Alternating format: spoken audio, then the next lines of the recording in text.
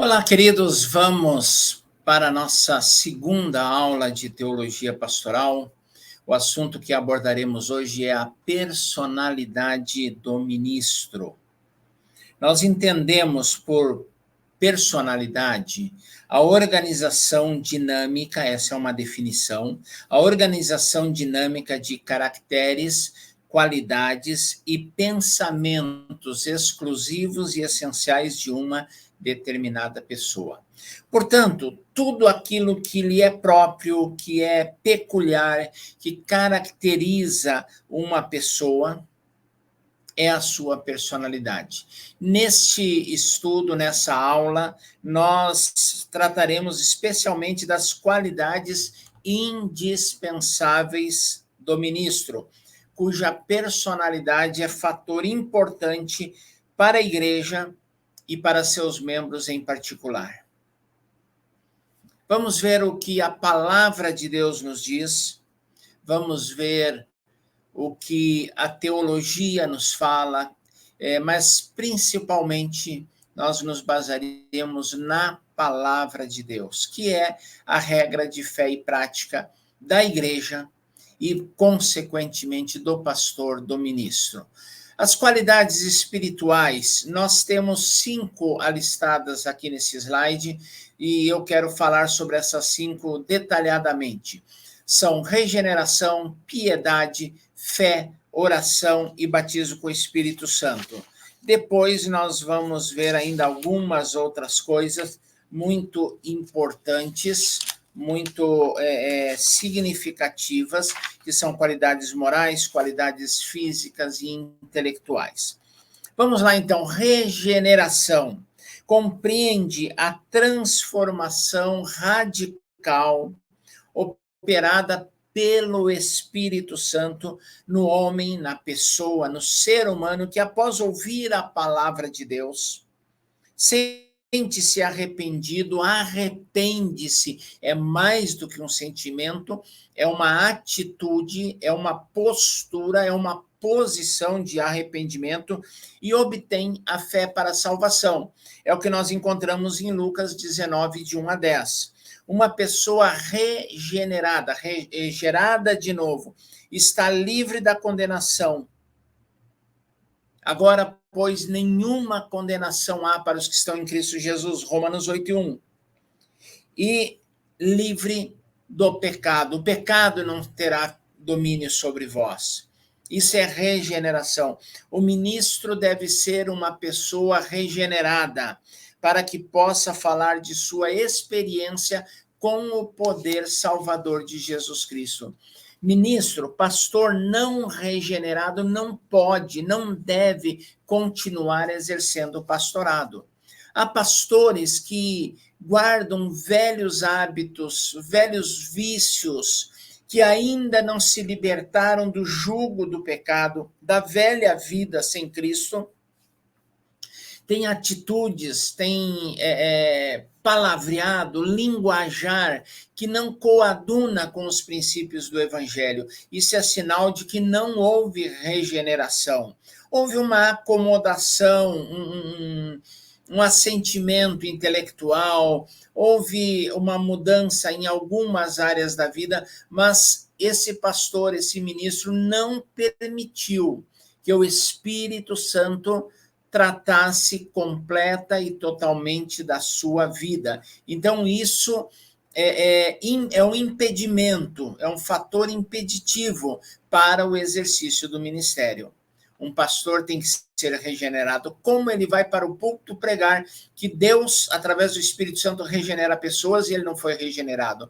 Como ele vai dizer para o pecador no evangelismo pessoal que o Espírito Santo pode mudar a sua vida se a vida dele, pastor, não foi mudada, não foi completamente transformada?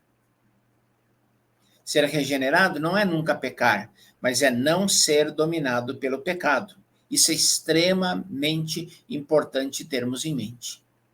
Ser regenerado não é nunca pecar, mas é não sermos dominados pelo pecado, não termos prazer no pecado, vivermos uma nova vida, uma vida diferente da velha vida, liberto dos vícios, hábitos, maus hábitos, linguajar, enfim, tudo que pertence a este mundo e ao velho homem.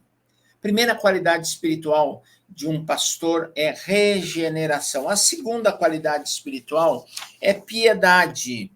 Esta palavra piedade, ela ocorre 14 vezes nas epístolas pastorais e em 2 Pedro, que também fala bastante sobre o pastorado. Piedade não é compaixão, não é misericórdia, não é dó, não é pena. Piedade é uma forma de santidade que resiste ao pecado, cultivando uma vida de oração e meditação na palavra de Deus. 1 Timóteo 4,17, Colossenses 3,16. Piedade é um sinônimo no seu original, no seu conceito original, na etimologia da palavra, é um sinônimo de espiritualidade, de santidade. Não tem a ver com compaixão, com misericórdia, isso é outra coisa. O homem de Deus não precisa sair da sociedade, sair do mundo. Jesus, na sua oração, João 17, disse: não os tires do mundo, mas livra-os do mal que há no mundo. Então, o homem de Deus não precisa sair da sociedade para obter a vida piedosa. Antes, no meio das trevas, ele deve brilhar como luz do mundo. Mateus 5,16. Isso é piedade. E o pastor precisa ser um homem piedoso. Espiritualidade visível. Espiritualidade visível. O homem de Deus não precisa dizer que é espiritual. Ele é. Ele vive a verdadeira espiritualidade e as pessoas percebem. Fé é a terceira qualidade espiritual de um pastor, de um ministro. A fé é extremamente importante e um homem de Deus, um homem que prega o evangelho, que pastoreia a igreja de Deus, ele precisa ter fé. Não só no sentido de fé para a salvação, mas uma ação confiante em seu ministério. Eu sei que Deus vai fazer. Sabe aquele momento que tudo dá errado, que as coisas não vão bem, que você está enfrentando oposição no ministério? Ah, você não sabe o que é isso? Meu amigo, deixa eu te dar uma notícia não muito boa. Você enfrentará isso. Você vai passar por isso. E tem muitos pastores que estão me assistindo, que já passaram e passaram vezes sem conta, e sabem muito bem o quanto é difícil e quanto a fé é necessária. Então, o mundo está desabando, a oposição, pessoas saíram da igreja, pessoas se levantaram contra o seu ministério, pessoas se levantaram contra você por causa do que você pregou. Você foi ofendido, foi agredido verbalmente. Vivemos num país livre, onde não há uma perseguição religiosa mais intensa, então aqui ainda não existe, ou quase, praticamente é nula a agressão física, a perseguição física. A perseguição por parte das autoridades ainda é muito velada, ainda é muito mascarada, ainda não é oficializada, mas nós estamos caminhando nessa direção. Se o atual quadro de coisas perdurar, nós teremos problemas com as autoridades, com as leis do país, com relação à nossa fé, principalmente em determinados assuntos mais delicados, por assim dizer, e onde o inimigo está investindo pesado contra os princípios da palavra de Deus.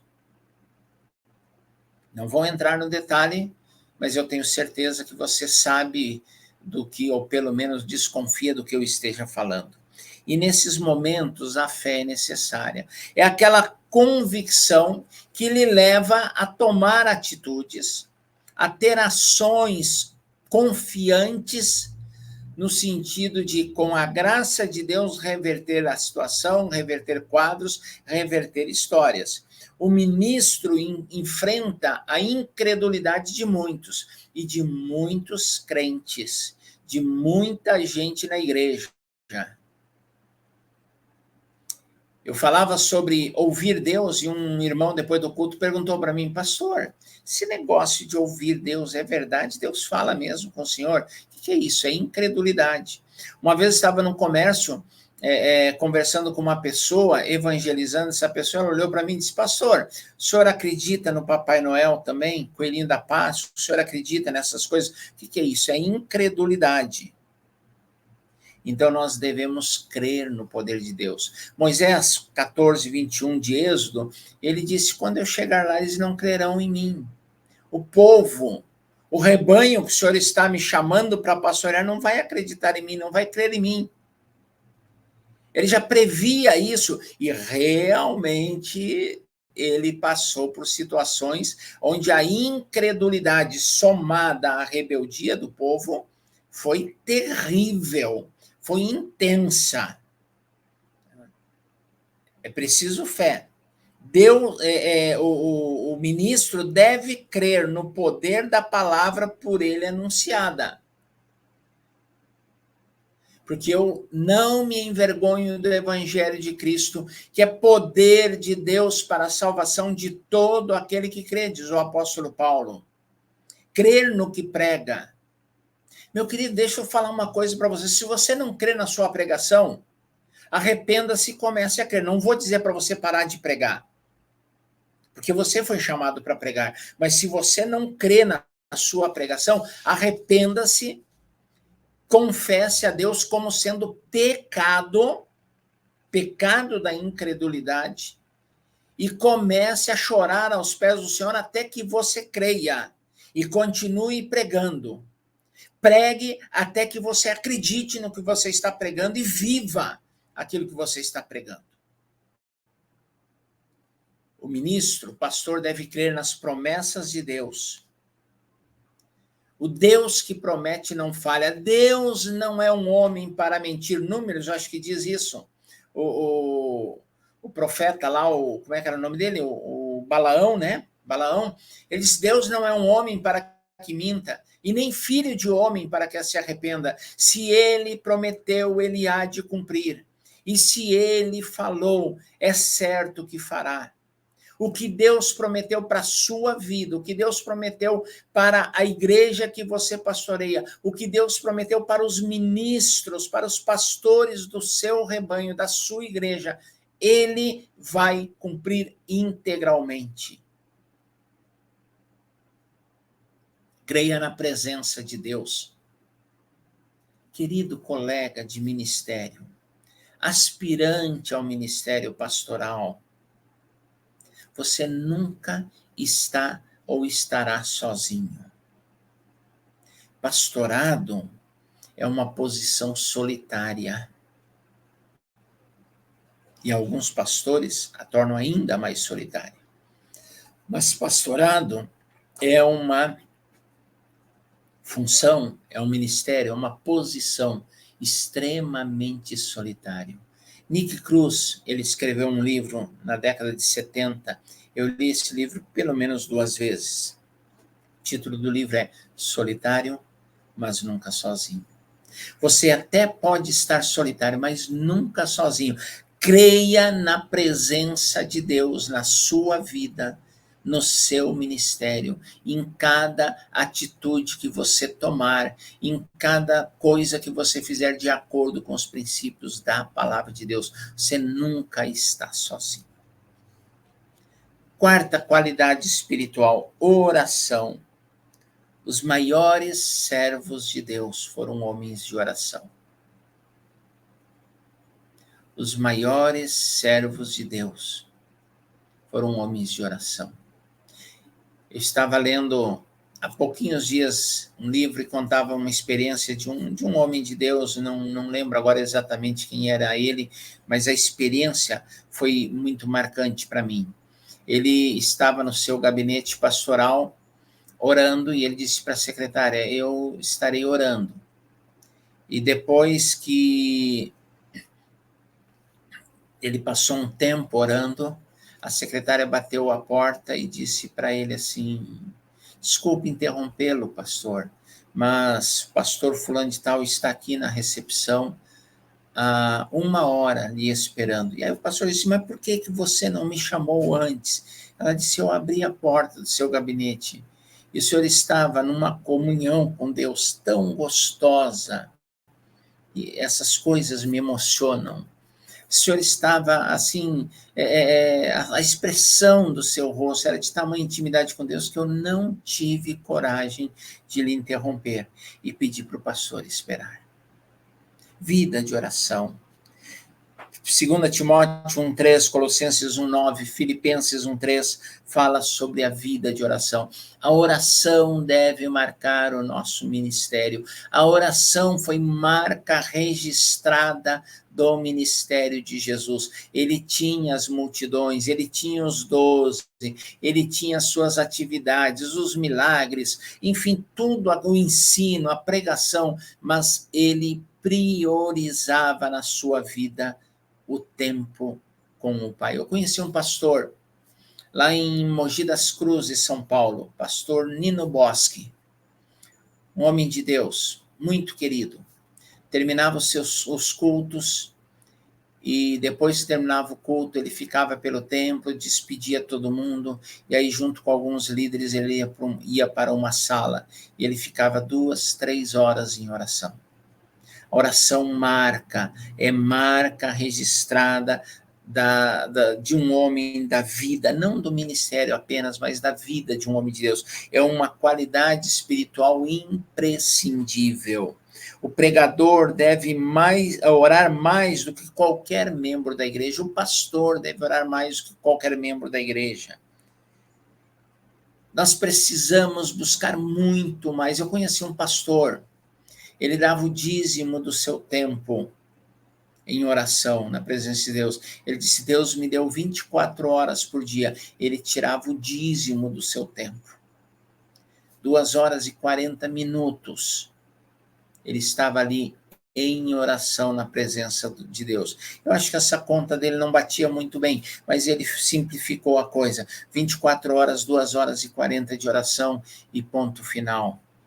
Ele orava 2 horas e 40 todas as manhãs, dia após dia, sem falhar um.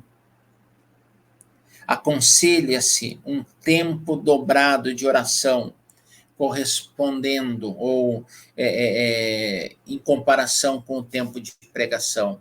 Você prega 1 hora, ore pelo menos 2. Você prega ao longo da semana 2, 3 vezes. Se você prega 3 vezes por semana, você deveria orar pelo menos 6 horas por semana. A vida de oração da Igreja do Senhor.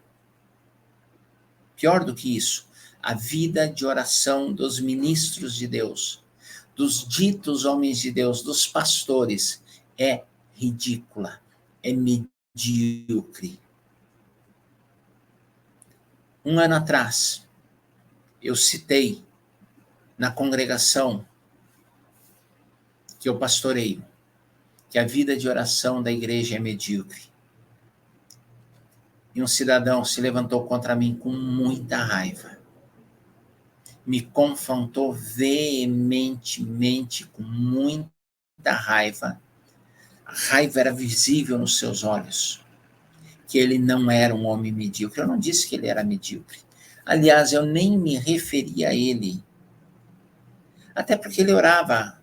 O problema dele era outro, era rebeldia, era insubmissão, era orgulho. Mas eu falei que a vida da igreja, a vida de oração da igreja era medíocre. E para você entender medíocre é na média, é mediana, é comum. Mas a vida de oração de muitos pastores é ridícula. Só para finalizar a história, esse cidadão não apenas saiu da igreja, mas conseguiu arrastar algumas outras pessoas com ele, dizendo para essas pessoas que eu havia as humilhado, que eu havia desfeito delas e que eu chamei elas de medíocre. E depois que saiu da igreja, ele saiu contando para outras pessoas que eu tinha chamado a igreja de medíocre. Mas olhando para o quadro atual dos pastores, dos ministros, a vida de oração é ridícula. Se ora muito pouco. Foi feita uma estatística, eu vi há pouquinho tempo. Os pastores asiáticos oram em média 12 minutos por dia. Os pastores africanos oram em média 7 minutos por dia. Os pastores americanos oram em média 5 minutos por dia. E eu fico aqui me perguntando, assim, preocupado, e os pastores brasileiros? Que bom que não saiu essa pesquisa. Nós precisamos orar. Jesus é o nosso maior exemplo de homem de oração. João 17, Mateus 26, 39 e vários outros. Se você lê os evangelhos, você encontra repetida e frequentemente Jesus orando. Quinta qualidade espiritual: batismo no Espírito Santo. Foi o Senhor Jesus, o próprio Senhor Jesus, que colocou o revestimento do Espírito Santo como uma experiência indispensável para a vida do cristão e do ministro. Lucas 24, 49. O batismo com o Espírito Santo não é apenas uma só experiência vivida lá no passado. Muitos pentecostais colocam na contracapa da Bíblia: fui batizado no Espírito Santo, com o Espírito Santo em tal dia, em tal data, e às vezes 5, 6, 10, 20 anos depois, eu fui batizado com o Espírito Santo, e esquecem que essa experiência, ela deve ser uma experiência de renovação diária, de plenitude diária, de vivência na presença do Espírito Santo, toda a sua vida é impactada pelo Espírito Santo agindo dentro do crente. Uma coisa é uma experiência altamente emocional e também espiritual, não vou negar isso. Sou pentecostal por convicção, acredito no batismo com o Espírito Santo, creio nisso como uma experiência distinta e posterior à conversão. E não vou entrar no mérito dessa questão. Eu sei que muitos, se tivesse a oportunidade, me provocariam para um debate agora. Não entraria nessa. Eu creio nisso e ponto final. E não estou aberto a negociar a minha fé e não estou disposto a discutir com quem pensa igual. Pensa diferente. Pensa diferente, Deus te abençoe, sirva ao Senhor com sinceridade, de acordo com a sua fé. Desde que seja uma fé cristã, uma fé bíblica.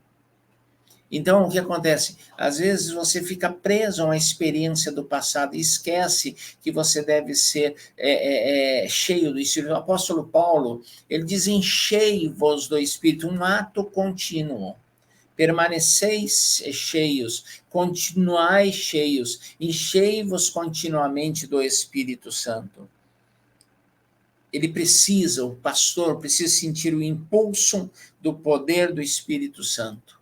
A cada situação, ele precisa ser dirigido pelo Espírito Santo, na visitação, no aconselhamento, na pregação, na evangelização. Ele precisa ser cheio do Espírito Santo. Essas são as qualidades espirituais de um ministro do Evangelho, de um pastor. Aí nós vamos para as qualidades morais. E eu anotei 4, poderia ter muitas outras, mas eu anotei apenas 4 que eu julgo ser da máxima importância. A primeira delas é sinceridade. Essa palavra vem de sincero, no latim, sem cera ou sem máscara. Quando os escultores eles estavam esculpindo, fosse na madeira, fosse na pedra, as suas imagens, às vezes o formão e o martelo davam uma escapadinha e ficava uma falha, uma ranhura, alguma coisa que comprometia a qualidade e a beleza daquela escultura. E muitos deles faziam o quê? Eles passavam uma cera naquela ranhura, naquela falha, e depois, quando invernizavam ou quando pintavam a escultura, aquela cera disfarçava a ranhura. Só que, em lugares de calor intenso, às vezes acontecia, por causa do calor, aquela cera derretia, e aí escorria e aparecia o defeito. Você compra como sendo algo não tendo defeito. E os escultores que não usavam esse artifício, muitas vezes eles colocavam uma plaquinha na escultura, sincera, sem cera, sem máscara. Às vezes, queridos, a igreja convida um pastor para pastoreá-la, baseada no púlpito. Uma coisa, quando você é convidado para pregar numa igreja, e você sabe que você está sendo sondado para pastorear aquela igreja, você sobe 2 ou 3 degraus da sua pregação cotidiana e corriqueira da igreja que você pastoreia no momento. O que está errado.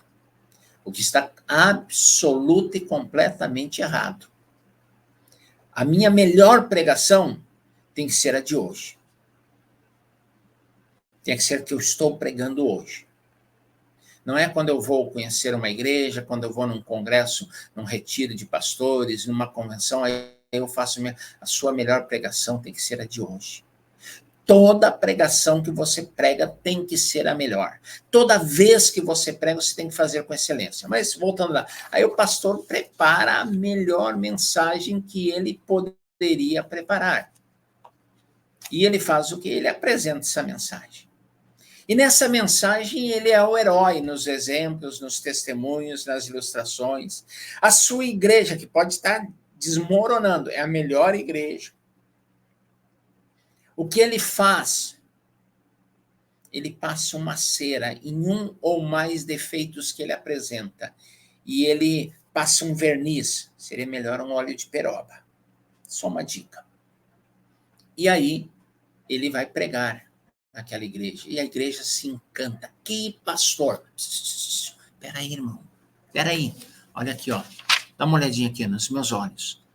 Que pastor ou que pregador? Pastorado não se resume à pregação.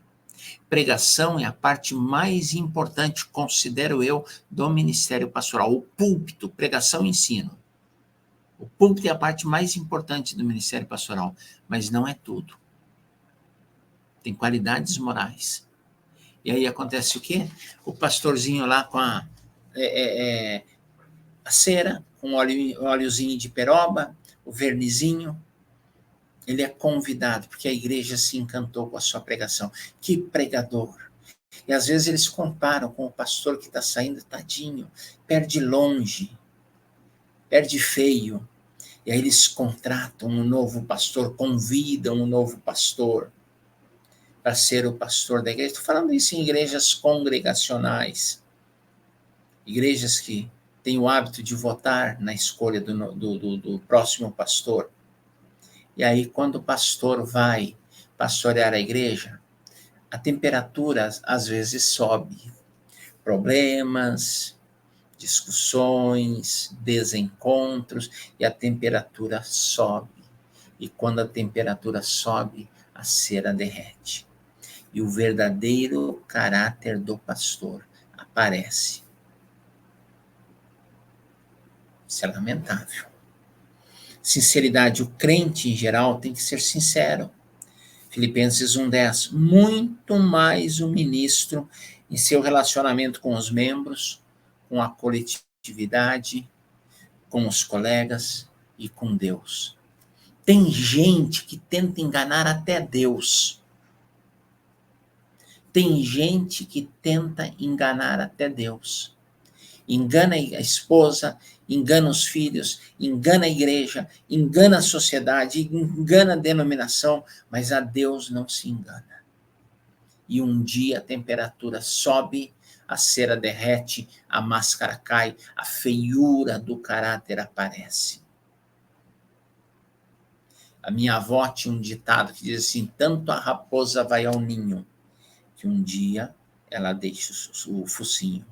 Jesus disse: o que se fizer oculto será proclamado sobre os telhados. Sinceridade. Humildade. Alguém disse que a tentação acompanha o sucesso. O ministro é tentado a exaltar-se quando o seu trabalho ou a sua pregação alcança sucesso. A igreja começa a crescer, pessoas começam a vir, o templo tem que ser aumentado, expandido. A sua fama na cidade, na denominação cresce. Pastores começam a visitar e pedir conselhos e tentar descobrir o segredo. A sua pregação é requisitada em eventos denominacionais, em congressos, em convenções, em outras denominações, e o cara se torna famoso, a agenda fica cheia e o ego vai lá em cima. Isso é perigoso. Dr. Beecher conta que alguém veio dizer-lhe o seguinte após uma de suas pregações. Dr. Beecher, o Dr. Beecher é o homem mais ilustre que eu conheço. E o próprio Beecher respondeu prontamente, mas o senhor esqueceu-se de sua própria pessoa. Para o homem de Deus, para o pastor, a pessoa mais ilustre que ele conhece é o próximo. A pessoa mais importante que ele conhece é o próximo, não é ele. O homem de Deus deve ser humilde como Jesus foi, Filipenses 2:8.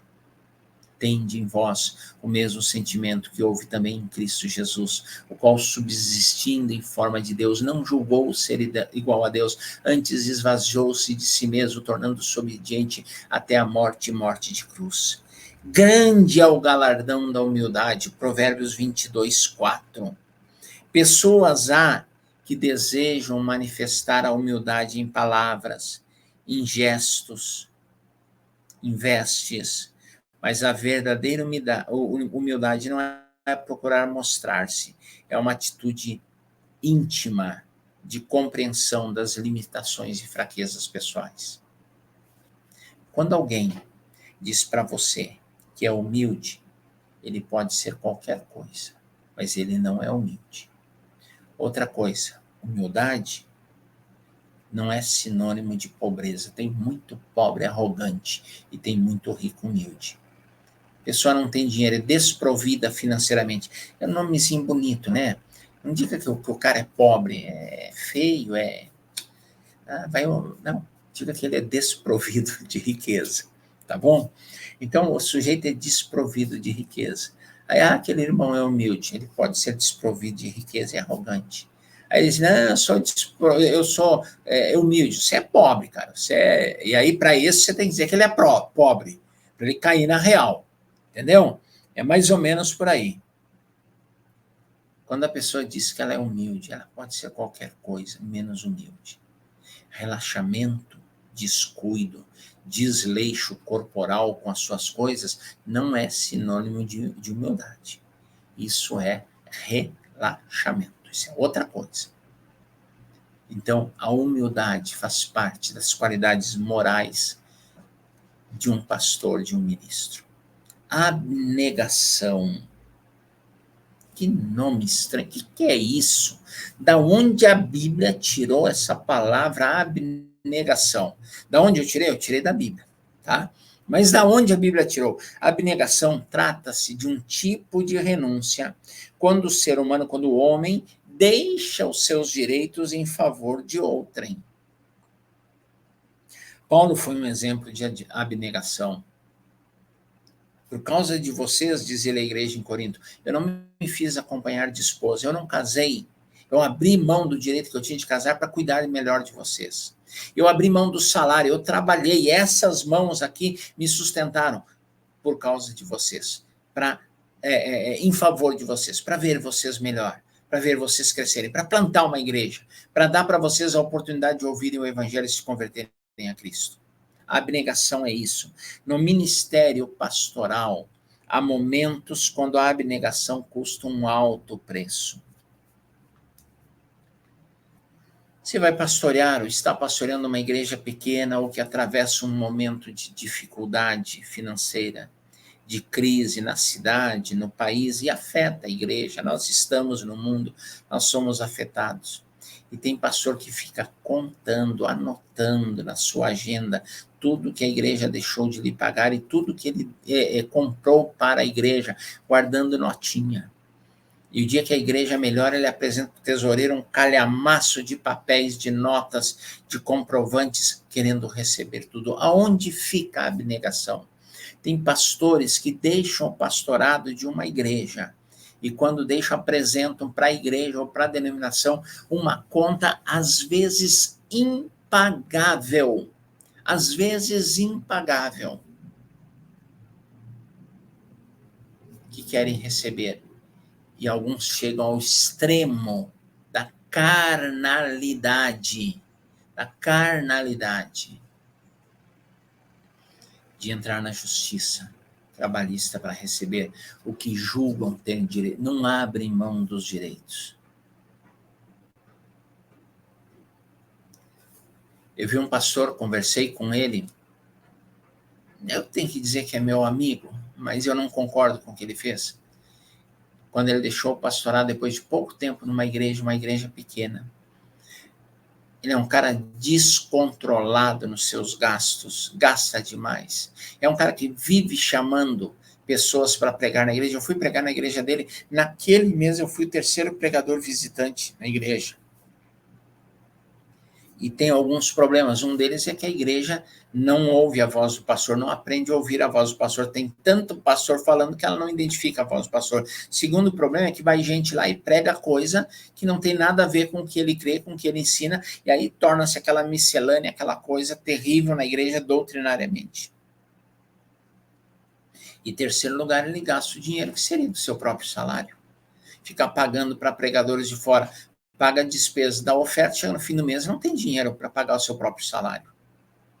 E quando ele saiu da igreja, ele apresentou para a denominação uma conta de mais de 40 mil reais.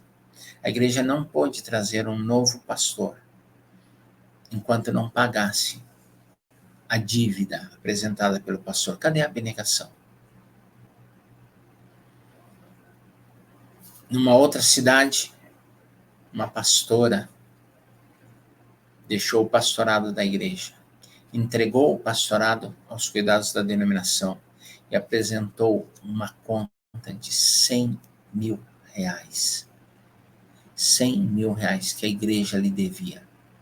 Eu não sei de onde ela comprovou tanto dinheiro, tanta dívida. Agora, uma coisa eu sei, falta abnegação. Quer que eu diga uma coisa que eu penso? Eu sei que é polêmico, eu sei que tem gente que vai discordar, eu sei que talvez alguém entre em contato comigo e me questione, mas quem não tem abnegação, principalmente nessa área financeira, não pode exercer o ministério, porque não é vocacionado, é profissional. Vai fazer outra coisa. Vai plantar batata. Vai plantar mandioca. Vai trabalhar secularmente. Mas não vai pastorear a igreja do Senhor. Esse tipo de gente, que Deus nos livre deles. Ou desse tipo de gente. Que Deus livre a sua igreja desse tipo de gente que não tem abnegação.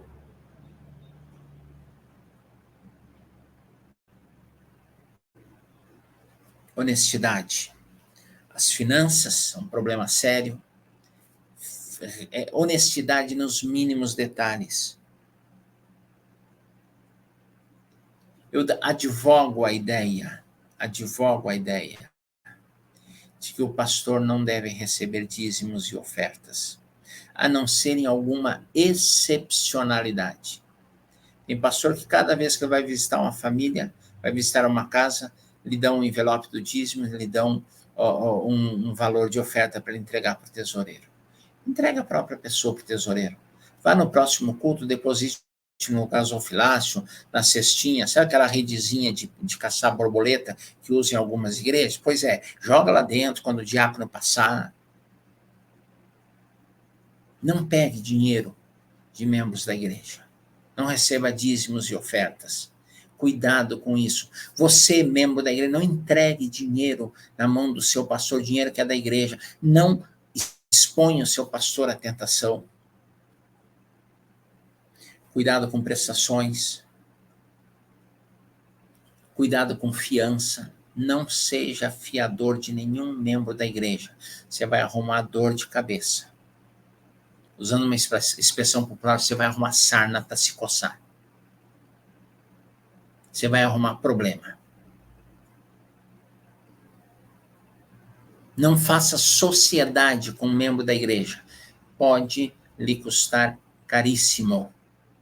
Pode lhe custar um preço muito, muito, muito alto. Falo isso por experiência própria. Não fique preso na gaveta de nenhum membro da igreja. Cuidado com presentes interesseiros. Saiba discernir o presente sincero do presente interesseiro, da oferta interesseira. Pastor tem que cumprir as suas promessas, cumprir a sua palavra, honrar os seus compromissos, pontualidade. Pastor, o culto começa às 7, ele chega 7h40 na igreja. Ele é desonesto. Ele fala para o povo que o culto é 7h30, mas ele nunca começa às 7h30, 19h30. Ele é mentiroso. Mentiroso é desonesto. Ô, Delvacir, você está pegando pesado. Desculpa. Não vou pedir. Retira as desculpas pedidas. É a verdade. Qualidades morais de um pastor. Pastor tem que ser irrepreensível, cujo caráter sirva de exemplo para todo o rebanho. 1 Timóteo 3:2. Essa foi a preocupação de Paulo em 2 Coríntios 8:21. De Pedro na sua carta.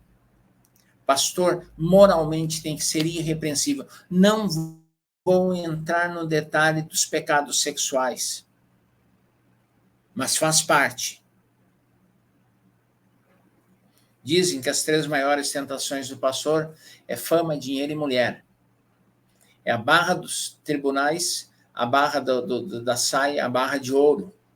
Cuidado. Cuidado, depois, quando eu falar de aconselhamento e visitação, eu vou entrar nessa área da sexualidade do obreiro, do pastor. Então, nós temos aqui as qualidades morais. Aí nós vamos andar... tem mais. Tem mais aqui. Próximo slide, né? Otimismo, uma qualidade natural ou resultado da sua fé. Ele é otimista por natureza ou é resultado da sua fé? Muitas igrejas estão olhando para a atitude do pastor frente aos problemas gerais ou particulares. O pastor é o espelho, é o referencial. E se ele for pessimista, a igreja vai ter um pessimismo latente. Na visitação, espera-se que o pastor tenha uma palavra de otimismo. E aí a irmã conta um problema que está vivendo, e o pastor diz, não, isso aí não tem solução, isso é difícil mesmo, eu já passei por isso, olha, foi uma tragédia. Para aí, meu amigo. O otimismo, a fé, a esperança que o pastor tem que infundir naquela ovelha que está em crise, fica onde? Tanto o otimismo quanto o pessimismo são contagiantes. Quando pensamos em otimismo no ministério, não queremos dizer isso como superficialidade, como leviandade, como ajuda, como autoestímulo. Tá? Nós queremos tratar tudo com seriedade, mas crendo que tudo vai dar certo. Paciência.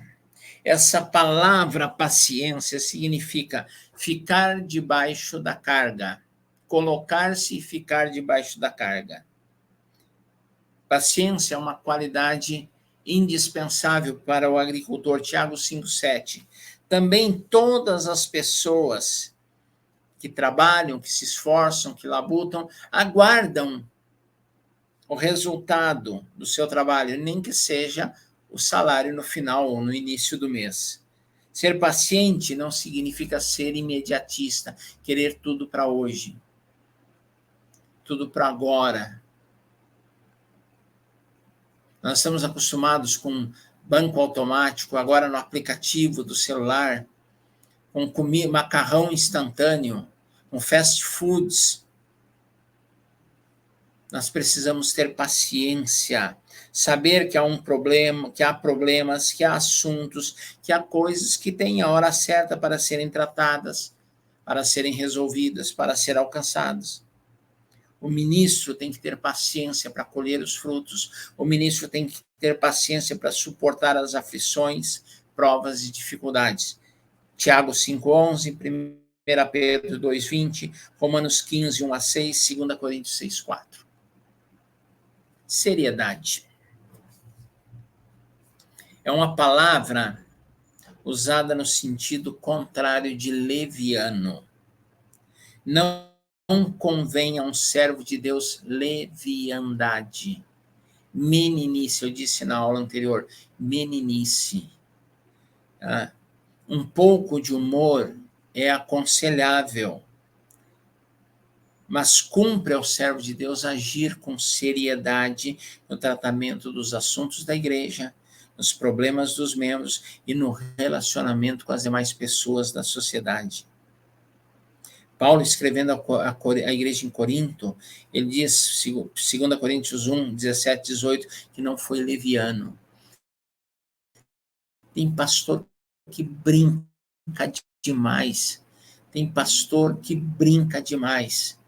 Na cidade que é um presbítero de uma outra igreja, de uma outra denominação, ele brinca o tempo todo, e às vezes as brincadeiras dele são meio sem noção, ele não mede as consequências das palavras, das brincadeiras, algumas brincadeiras de gosto no mínimo duvidoso, e eu já ouvi gente não crente dizendo, aquele cara, eu tenho nojo, eu não gosto, eu fujo dele, aquele cara nem crente é, por causa disso, e é um presbítero de uma igreja. Pastor não pode ser o piadista. A gente tem alguns retiros, encontros de pastores, quando tem uma roda de pastor, parece um stand-up, e sempre tem o personagem principal, o comediante, que é o centro das atenções, que domina a fala, que conta as melhores piadas. Uma vez eu estava conversando com um membro de uma determinada igreja, ele falou, nosso pastor é muito legal. Quando a gente está com ele, a gente ri o tempo todo. E o pior de tudo é que tem gente que leva isso para o púlpito. A pregação não é medida pelo impacto que causa no coração das pessoas, nem nas igrejas pentecostais pelo glória a Deus, pelo aleluia, pelas expressões de exaltação a Deus, mas pelo tanto que a congregação ri. Seriedade, convém ao homem de Deus seriedade. Agora sim, vamos mudar, vamos para as qualidades físicas. Saúde. É complicado. Muitas vezes, o responsável pela má saúde do pastor é o próprio pastor.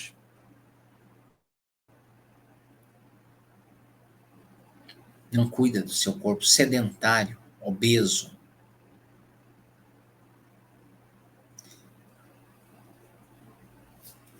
Ele fala que é cheio do Espírito Santo, ele profetiza, ele fala em línguas, ele sapateia, ele faz um monte de coisa, mas está 30 quilos acima do peso ideal.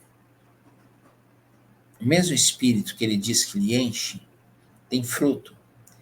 E uma parte desse fruto é o domínio próprio. Glutonaria não é demônio. E seria terrível se fosse demônio da glutonaria, que aí o pastor que come demais, que é esfameado, como a gente diz lá no Rio Grande do Sul, você entendeu, né? Você entendeu. Não dá para expulsar a glutonaria. É pecar, é obra da carne, e obra da carne é pecado. Vamos pular essa parte? Não, não dá.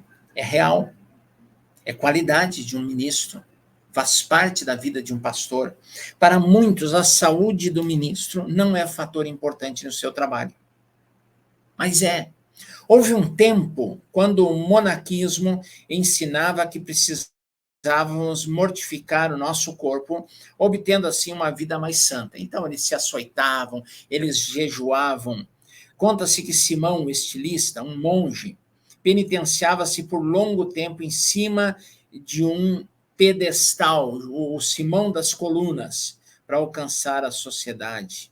Ele ficava em cima de um pilar por dias, semanas, meses, sem sair de lá, comendo pouco, bebendo quase nada de água, sofrendo as intempéries, vento, calor, frio, chuva.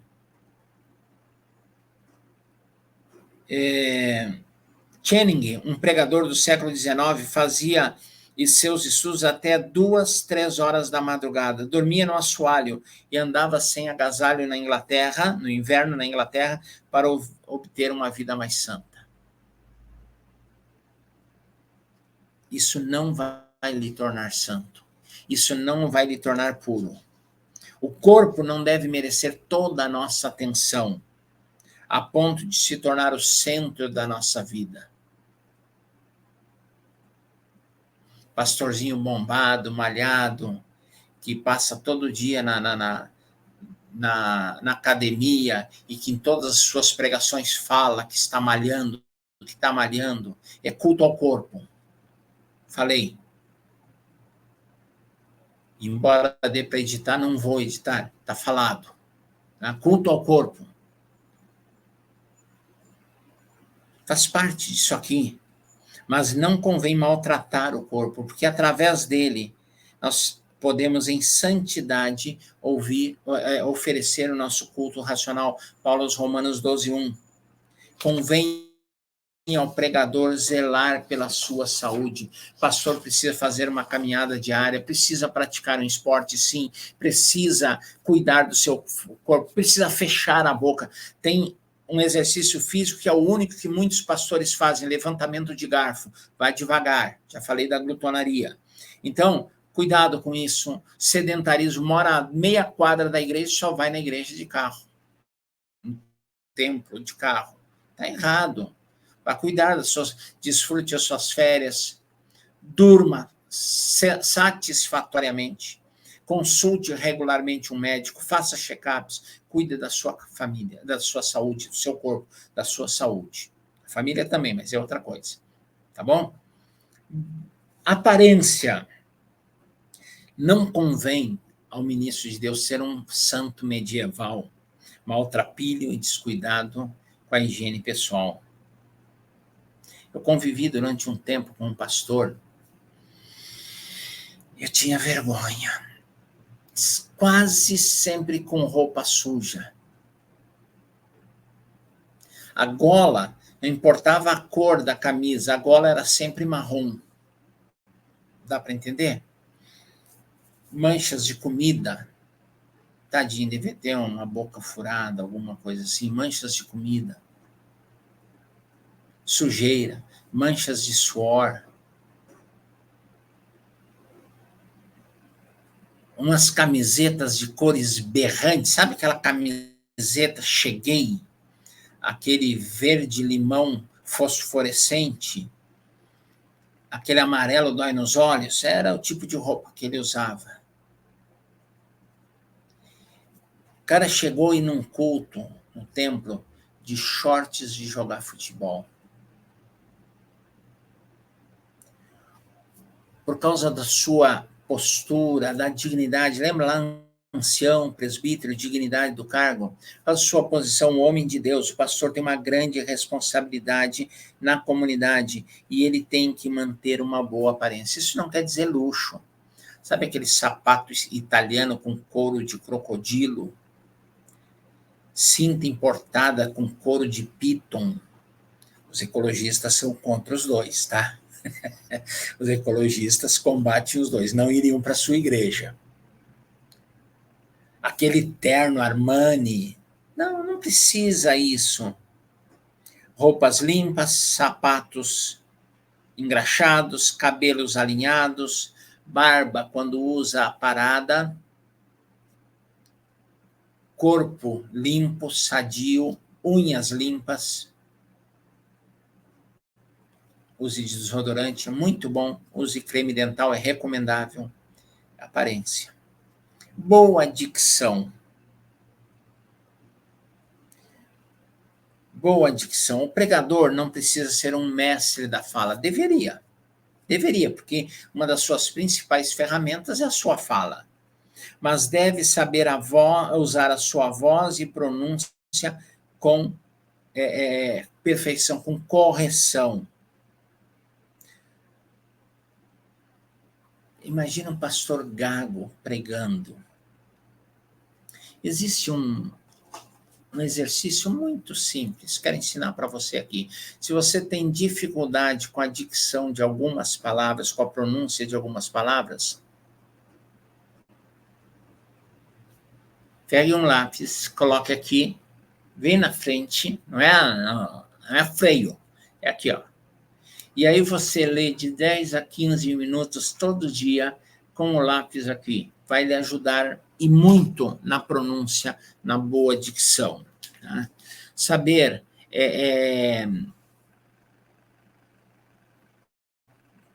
pronunciar as palavras corretamente inteiras. Cuidado com cortar S no final, com cortar R no final.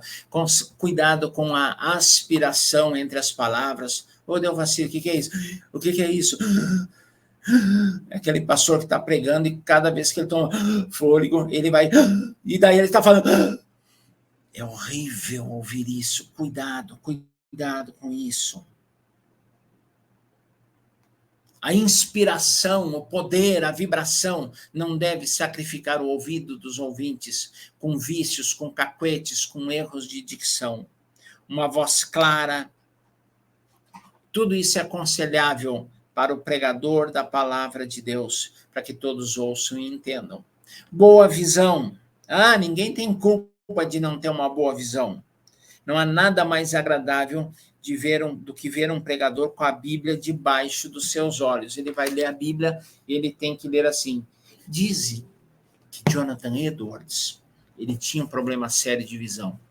E o seu maior sermão, o seu sermão mais conhecido, sermão conhecido mundialmente, que causou um impacto tremendo e foi o estupinho, o gatilho do grande avivamento lá nos Estados Unidos, na época de Jonathan Edwards. Ele pregou aquela mensagem assim, lendo o sermão desse jeito, porque ele enxergava pouco. Existem exceções.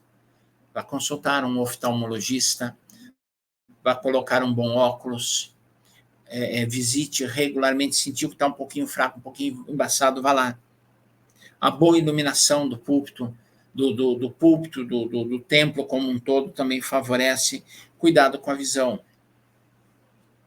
Boa audição, tá? Boa audição, aparelhos práticos para surdez. Você está pregando, faz uma pergunta para a pessoa, para a plateia, para a congregação. Como é que é quando alguém responde? Não entendi. Sim, vinho. Não, pastor, é ninho. Entendi, vinho. É terrível isso. Então, procure ajuda médica, use um aparelho de audição para surdez, para que você possa ouvir com clareza. A pessoa está se aconselhando, você não entende o que a pessoa está dizendo. A pessoa está contando testemunho, você não entendeu nada. Então, cuidado com isso. Cuidado com a sua saúde em todos os sentidos. E, apesar da nossa aula estar se estendendo mais do que o costumeiro, nós precisamos andar um pouquinho mais. Qualidades intelectuais. Quais são as qualidades intelectuais? Em primeiro lugar, capacidade de conhecimento. O ser humano é o único que pode conhecer significativamente as coisas. Animais, eles agem por instinto e por condicionamento. Apenas isso. Há pessoas dotadas de uma maior de uma maior capacidade para perceber e conhecer as coisas. Outras estão abaixo do nível médio e são anormais. O pastor precisa, no mínimo, estar dentro da média, no mínimo. Tá? Não, tem gente que não consegue assimilar, você fala, parece que não entra na cabeça, parece que as coisas não fluem na sua mente. O pregador, o pastor, deve ser capaz de conhecer e desenvolver a sua capacidade de percepção, o conhecimento secular, o conhecimentos gerais, conhecimento bíblico. Um homem contrário ao estudo, ao conhecimento, ao crescimento intelectual, não deve exercer o ministério, não é recomendável para o ministério. Sabe aqueles pregadores que vivem dizendo, a letra mata, não chama esse cara para pregar na sua igreja, muito menos para ser seu pastor. Ele não serve. Capacidade de conhecimento. Gente, deixa eu chamar a atenção para uma coisa aqui. Existe uma confusão entre conhecimento e sabedoria. Conhecimento é o acúmulo de informações, sabedoria é a capacidade de agir. Conhecimento é acúmulo de informação, sabedoria é capacidade para agir. Um pastor tem que ter conhecimento e ser sábio. Tem que ter conhecimento e ser sábio. Tem gente que tem muito conhecimento, mas não tem nada de sabedoria. Não vou ofender os animaizinhos aquele, qualificando ou apelidando de... Não vou. Mas tem pastor que tem muito conhecimento e não sabe agir. Leia, informe-se, participe, aprenda. Segundo, imaginação criadora. Deus capacitou o homem de imaginação criadora. O homem, gênero humano, ser humano, eles pensam, imaginam coisas, descobrem coisas. A mensagem do pregador não é produto da sua imaginação, é produto da palavra de Deus. O conteúdo é a palavra, a pregação é a própria palavra, mas ele pode descobrir uma apresentação criativa, como ordenar os pensamentos, como apresentar as ilustrações, como descobrir os assuntos para futuras mensagens. Ele não deve ser um duplicador, um carbono, uma cópia de outros pregadores, só pregar o que os outros falam, o que os outros dizem. Não deve ser isso. Tá? E outra coisa, quando ele prega uma mensagem que ele ouviu, que ele leu, que ele achou na internet, ele tem que ter a ética, vamos falar sobre ética depois, de dizer que aquilo não é um conteúdo seu, que ele encontrou, que ele gostou, que ele trabalhou em cima e está compartilhando com a igreja.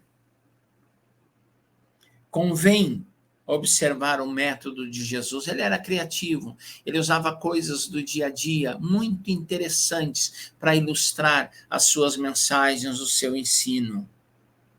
Até na hora de curar, ele era criativo. Bartimeu disse para ele, Senhor, eu quero voltar a ver. Jesus olha para ele e disse, vê. E Bartimeu imediatamente recuperou a visão. Aí ele encontra o outro cego, ele disse assim, fazer diferente hoje. Fez um lodinho, passou nos olhos, vai lá e lava-te no tanque de Siloé. Ele foi, chegou lá, lavou o rosto, tirou o lodo dos olhos e voltou vendo. E aí teve um outro que Jesus fez assim, ó. Tá vendo? Eu não sei se é homem, se é árvore. Não, deve ser homem porque está caminhando, mas não estou vendo bem. Aí Jesus, opa, agora estou vendo bem. Criatividade, imaginação criadora, capacidade de criatividade. Não é sempre a mesma coisa, não é sempre do mesmo jeito, não é aquela rotina maçante, enfadonha, cansativa, suas pregações, suas visitas, a liturgia do culto segue sempre o mesmo script, já conhecido de todos. Capacidade de resolver situações novas. Nisso aparece o grau de sabedoria de cada um. O ministro pode enfrentar muitas situações novas, e o ministro enfrenta muitas situações novas. Algumas necessitam de uma resposta urgente, outras devem ser analisadas, avaliadas com cuidado, mas a atitude calma, prudente do pastor deve conduzi-lo para uma resolução das novas situações. Salomão, início do seu reinado, chegam duas prostitutas, uma criança morta e uma criança viva. Uma mãe dizendo, olha, eu dormi e quando acordei eu vi a criança morta, mas eu fui olhar, não é meu filho.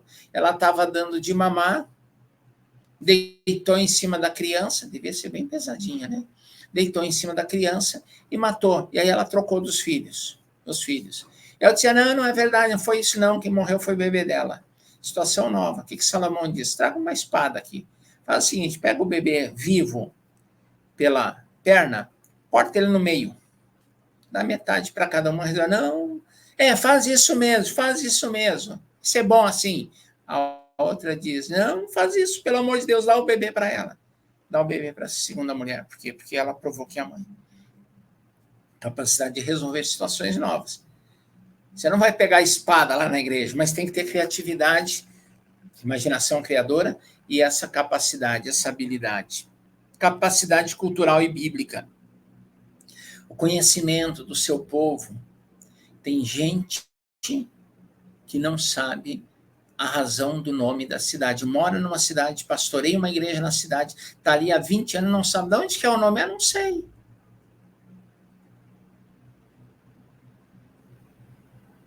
Eu moro numa cidade chamada Pérola.